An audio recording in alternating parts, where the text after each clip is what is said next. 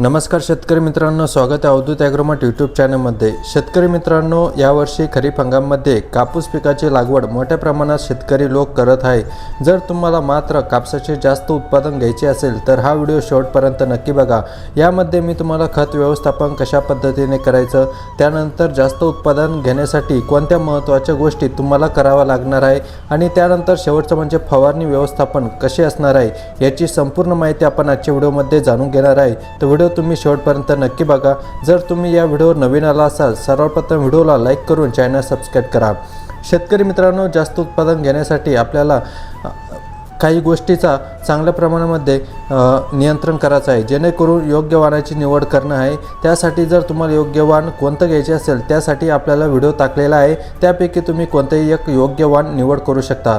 यानंतर योग्य अंतरावर लागवड करणे, जेणेकरून 4 बाय 2 फूट किंवा 4.5 बाय 2 फुटावरती तुम्ही कापूस पिकाची लागवड करू शकता। यानंतर तिसरी गोष्ट, वेळेवर निंदणी करणे आणि खुरपणी किंवा आडवा निचरा ठेवणं लागणार आहे तुम्हाला मित्रांनो। यानंतर जे चौथं आहे, संतुलित अन्नद्रव्य व्यवस्थापन करावे लागणार आहे, जेणेकरून कापूस पिकाचा चांगली वाढ होणार आहे। यानंतर किडी व रोगाचे वेळेवर नियंत्रण करावे लागणार आहे, त्यासाठी तुम्हाला योग्य त्या टायमाला फवारणी घेणं आवश्यक आहे। फुलोरा अवस्थेत ताण येऊ देऊ नका, जेणेकरून पाणी व्यवस्थापन तुम्हाला चांगलं नियंत्रित ठेवावं लागणार आहे। यानंतर शेंड्याची अतिवाढ रोखण्यासाठी योग्य वाढ नियमित करणं अत्यंत महत्त्वाचं आहे, जेणेकरून जास्त कापूस पिकाची वाढ झाली तर तुमच्या उत्पादनामध्ये मोठी घट होऊ शकते। त्यामुळे अतिशय चांगल्या महत्त्वाच्या टायमाला कापूस पिकाची वाढ ही थांबवावी लागणार आहे। यानंतर शेवटचे म्हणजे तण नियंत्रण ठेवा आणि जमिनीची सुपीकता वाढवा लागणार आहे। तर मित्रांनो, ह्या महत्त्वाच्या काही गोष्टी ज्या की तुम्हाला कापूस उत्पादनामध्ये जास्त उत्पादन घेण्यासाठी या महत्त्वाची गोष्टी कराव्या लागणार आहे। यानंतर आपण बघूया खत व्यवस्थापन प्रति एकरसाठी किती असणार आहे, त्या पद्धतीनं तुम्ही त्या खत व्यवस्थापन कापूस पिकासाठी करू शकता।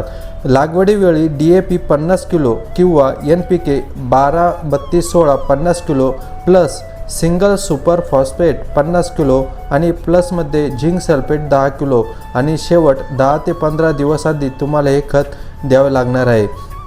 यानंतर शेतकरी मित्रांनो, 30 ते 35 दिवसांनी तुम्हाला कोणते खत व्यवस्थापन करायचे आहे, युरिया 25 किलो आणि त्यामध्ये पोटॅश 25 किलो अशा प्रकारे 30 ते 35 दिवसानंतर तुम्ही या 2 खताचा वापर करू शकतात। यानंतर 60 ते 65 दिवसांनी तुम्ही urea 25 kilo plus potash 25 kilo अशा प्रकारे 60 ते 65 दिवसानंतर तुम्ही कापूस पिकासाठी हे खत वापर करू शकतात। यानंतर फुलोरा अवस्थेत असताना 19-19 25 किलो किंवा 0-52-34 25 kilo plus magnesium sulphate 10 kilo अशा प्रकारे फुलोरा अवस्थेत असताना कापूस पिकासाठी तुम्हाला हे खत देणं अत्यंत आवश्यक आहे। तर मित्रांनो, हे झालं खत व्यवस्थापन प्रति एकरसाठी। आता आपण जाणून घेणार आहे फवारणी व्यवस्थापन कोणते करावे लागणार आहे। यासाठी फवारणी व्यवस्थापन आपल्या व्हिडिओवरती, आपल्या चॅनलवरती भरपूर प्रकारचे कापूस पिकावरती कोणत्या प्रकारचा रोग आपल्याला आढळून दिसतो त्यासाठी तुम्हाला व्हिडिओ टाकलेले आहेत, ते पण तुम्ही बघू शकता। पण आता आपण सध्या जाणून घेणार आहे फवारणी व्यवस्थापक। शेतकरी मित्रांनो, आता आपण फवारणी व्यवस्थापनकडे बघूया। तर यामध्ये 30 ते 35 दिवसांनी आपली कपाशी झाली तर त्यानंतर आपल्याला थ्रिप्स, मावा, तुडतुडे अशा रोगाचा प्रादुर्भाव दिसून येतो। त्यासाठी आपल्याला स्वस्त किमतीमध्ये इमाडाक्लोप्रिड 17.8% SL मध्ये आपल्याला 20 लिटर पंपासाठी 12 ते 15 ml तुम्ही याची फवारणी करू शकता, किंवा तुम्ही जवळच्या कृषी सेवा केंद्रावरती जाऊन त्याचं प्रमाण विचारू शकता। तर यानंतर जर बघितलं 45 ते 50 दिवसानंतर बोंड अळीचा प्रादुर्भाव आपल्याला दिसायला सुरुवात होतो। तर अशा वेळेस भरपूर मार्केटमध्ये औषधे आहे, पण मात्र जर तुम्हाला कमी खर्चामध्ये बोंड अळीचा नायनाट करायचा असेल तर आपण इमॅमेक्टिन बेंझॉल 5% SG मध्ये, जेणेकरून ते शेवाळ फॉर्ममध्ये असते आणि याचं जर प्रमाण बघितलं तर 20 लिटर पंपासाठी तुम्ही 15 ग्रॅम घेऊ शकता आणि हे औषध कोणत्याही चांगल्या कंपनीचं, ब्रँडेड कंपनीचं तुम्ही फवारणी करा। यानंतर फुलोरा अवस्थामध्ये आपल्याला पांढरी माशी आणि थ्रिप्सचा मोठा प्रादुर्भाव दिसायला भेटतो।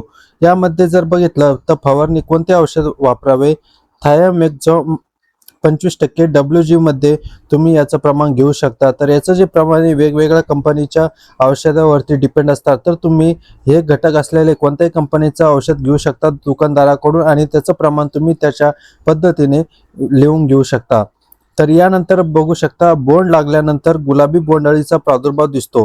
तर अशा वेळेस आपल्याला चांगलं औषध घेणे आवश्यक आहे, जेणेकरून आपल्या उत्पादनामध्ये मोठी वाढ होईल. तर यामध्ये जर तुम्हाला घटक बघितले तर स्पिनोसॅड 45 SC मध्ये आपल्याला मार्केटमध्ये दिसून येते, किंवा याच्यामध्ये भरपूर प्रकारचे बोंडअळीसाठी आपण व्हिडिओ बनलेला आहे आपल्या चॅनलवरती, ते जाऊन तुम्ही बघू शकता.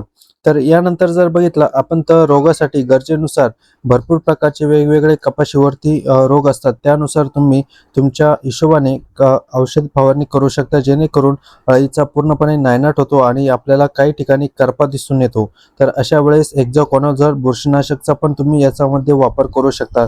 तर शेतकरी मित्रांनो, तुमच्या पद्धतीने किंवा तुमच्या कापूस पिकावरती कोणत्या प्रकारचा रोग आलेला आहे, कीड आलेला आहे, ते तुम्ही तुमच्या जवळील कृषी केंद्रावरती जाऊन एकदा दुकानदाराला दाखवून नंतरच तुम्ही त्याचं औषध खरेदी करा आणि त्याचं प्रमाण योग्य त्या मापाने कृषी सेवा केंद्राकडून लिहून घ्या. तर शेतकरी मित्रांनो, ही संपूर्ण माहिती, कापसाचे जास्त उत्पादन घेण्याचे असेल तर तुम्हाला ही संपूर्ण जे नियंत्रण ते फवारणी आहे, खत व्यवस्थापन आहे, ते चांगल्या पद्धतीने करावे लागणार आहे.